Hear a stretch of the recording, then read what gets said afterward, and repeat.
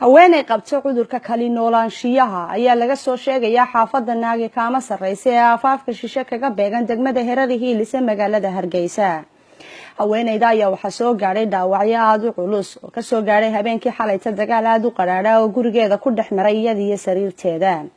ergaga gaarka ee gudida guurdiidka ayaa ku baaqay in wada hadallo rasmi ah loo furo haweeneyda iyo ragga caadaystay iska abulada inta yar u soo jirtay injirtu. walow iyaguna dhinacooda ay sheegeen inaanay marnaba imanaynin miiska wada hadallada, waa intaba yidhaahdeen faragelinta qaawan ay ku hayaan maatada miciinka u baahan kooxda isugu yeedha mataanaha oo hadiya jeeraale haweenka ku hooda sawirada beenta iyo habkii uga maarmi lahaayeen ragga.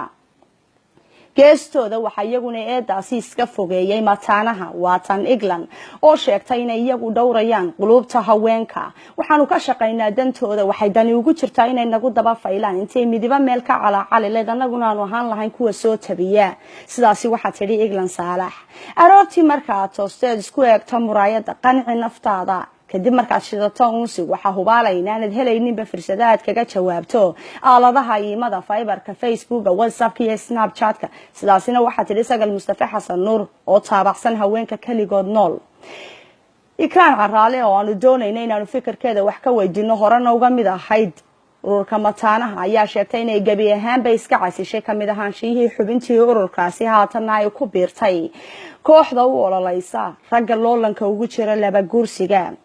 geesta kale waxaanu la xidhiidhnay oo khadka telefoonka kula xidhiidhnay kaba yare walow isfahan la'aanta luqadda xaajira xaadhacay xasla iska raba jawaabaheeda xaayowga iyo su'aalaha deedu ay ahaayeen luqad ahaan kuwa isdeelqaabsan.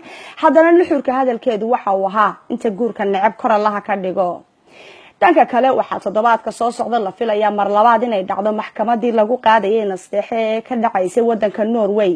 nasteexa ayaa toddobaadkii hore waxay tagtay maxkamadda ugu sarreysa ee naafada caashiq ee wadanka Norway taasoo lagu soo eedeeyay nasteexa inay hadiya jeeraale dumar badan barakiciso marka loo eego barteeda Snapchatka, Facebooka iyo safarada tirada badan ee ay gasho.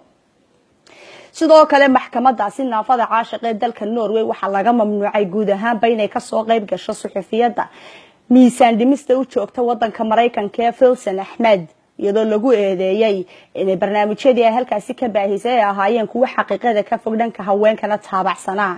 inkastoo ay Filson Ahmed qiratay qaar ka mid ah eedeymahaasi, haddana maxkamadda naafada caashiq waxay mamnuucday bayaankeedana ku cadday inaanay ka soo qayb galin.